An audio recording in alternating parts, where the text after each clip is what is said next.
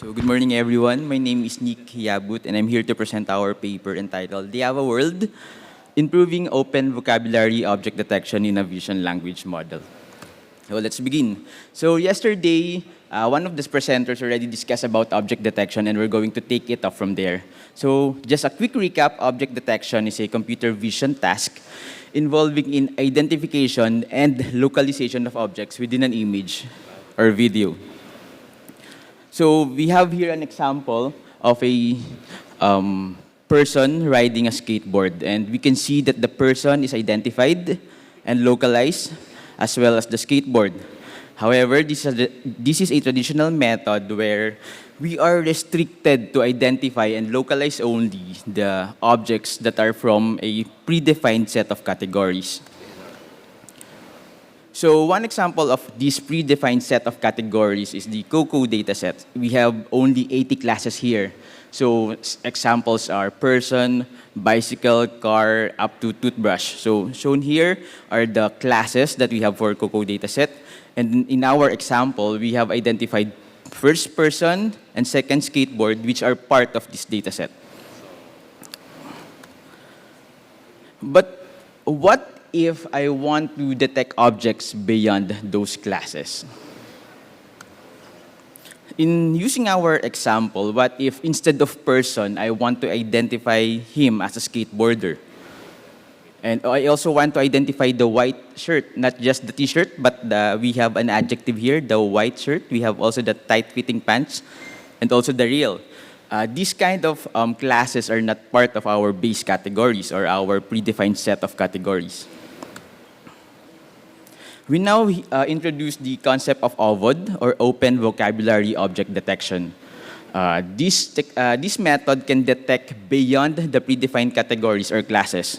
It uses the language vocabularies, as you can see here in the diagram of OVOD. We have CL, the big blue here, where we start from the base classes, this small circle here, and then we use the language vocabulary to expand the set of classes that we have for OVOD.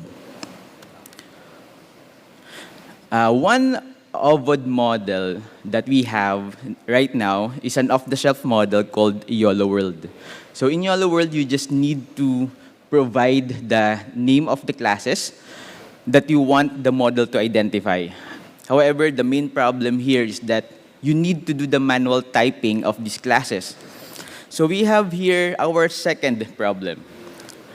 What if, the first one is what if I want to detect the objects beyond the predefined classes, and the second one is I want to automate everything. I don't want to do the manual typing of the new classes. Can we do that?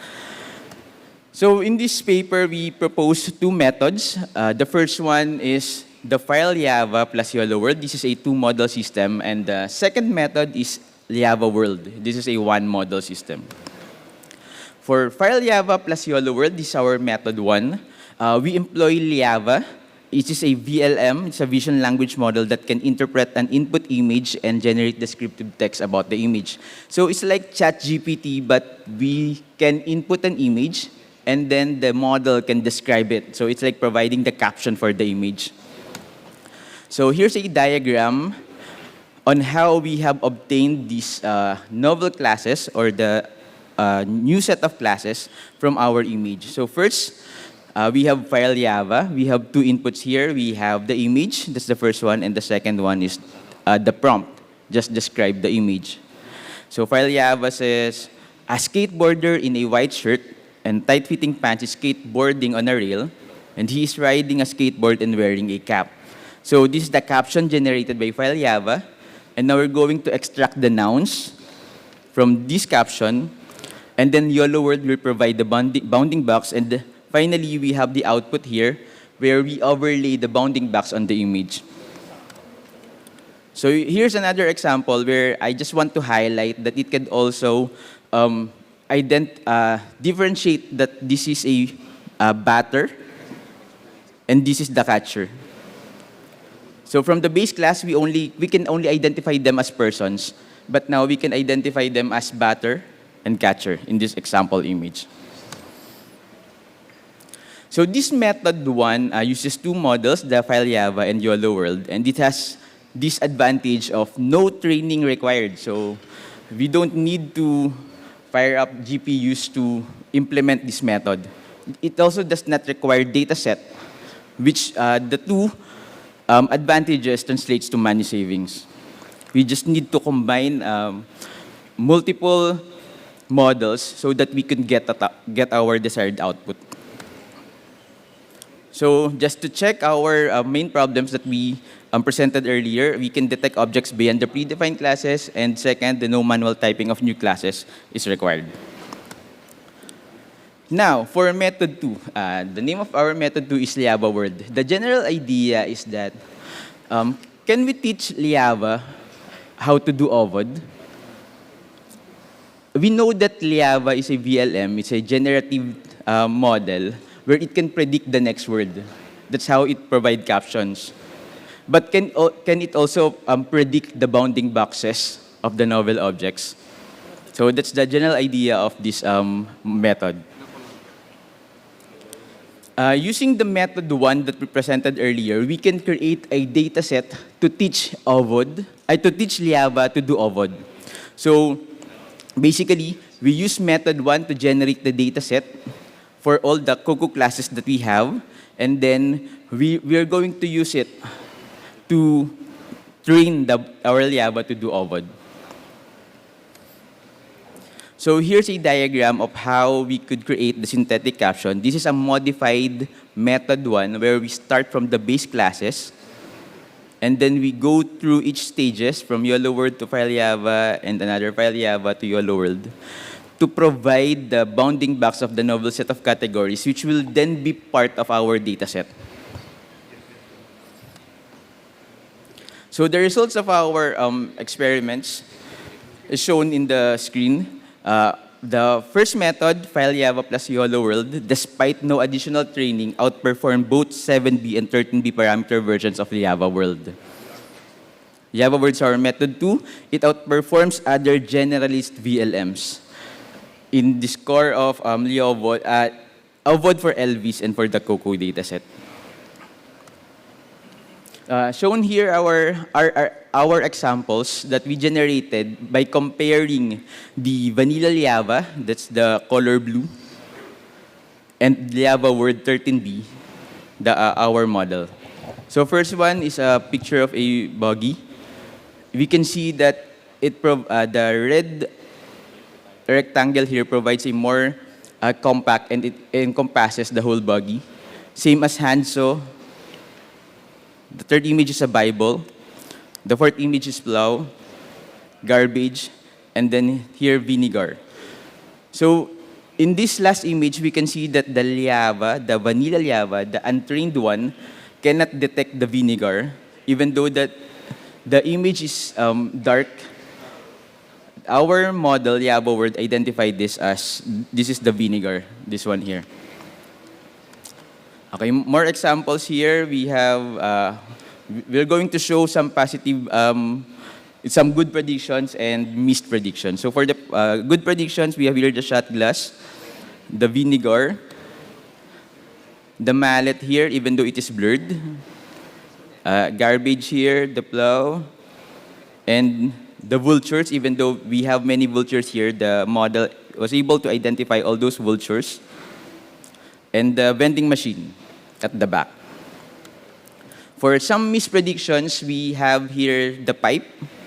The bounding box that was given by the model is this tennis racket, but the actual image is this one, the pipe that is on the mouth of this person. And in this image, we have here helicopter. The bounding box is here, but the helicopter is here. So,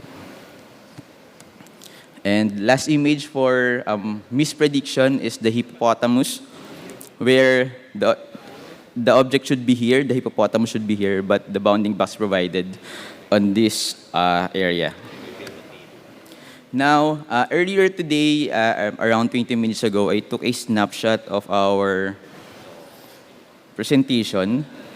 So this is a demo of our model. Earlier, I took this picture, and then I used our model to provide the bounding boxes if we could detect novel objects in our image. So from the base classes, we were able to identify TV, dining table, and person.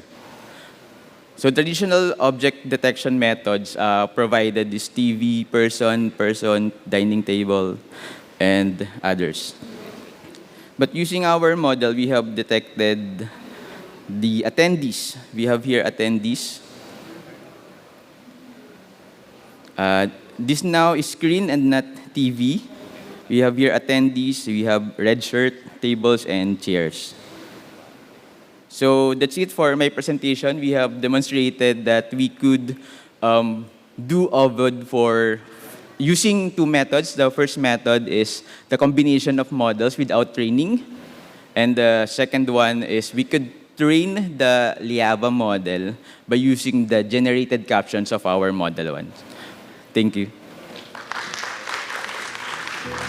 Thank you so much, Mr. Yabut. Do we have any questions from the audience? Anyone? Okay. So 1, 2. Okay, I have a question, Mr. Yabut. Very interesting that you have this new model or OVOD. Can you please give us some, what do you think, applications that immediately we can apply this? Okay. So our group in the university is called UCL. So we have the guys there. So sila mga teammates natin. We're actually working on the AGI, Artificial General Intelligence. What we're planning to do is to embed this technology in a robot, for example. That's the ultimate goal of the team. So we have a team for speech where they convert the speech into words and words into commands so that they could operate the robot. So in this one, we could provide cameras to those robots so they could identify the rare objects even though they are not part of the training. That's the crucial part, because if we deploy something on a robot that only identifies common objects, what if there's a new object in the scene? So it's not going to be identified by traditional object detection method. So that's the importance of this open vocabulary object detection. It would be able to identify objects that is beyond the known classes that we have right now. Yeah, thank you so much, Mr. Yabut. Okay, so no other questions? So let me give the certificate of appreciation presented to Mr. Nikko Carlo Yabut for sharing his invaluable insight and work on improving open vocabulary object detection in a vision language model during the NEECECON 2024, given this 19th day of July 2024 at Novotel, Manila, Araneta City, Quezon City, Philippines. Signed by Dr. Liu Andrew Tria, the Director of UP EEI.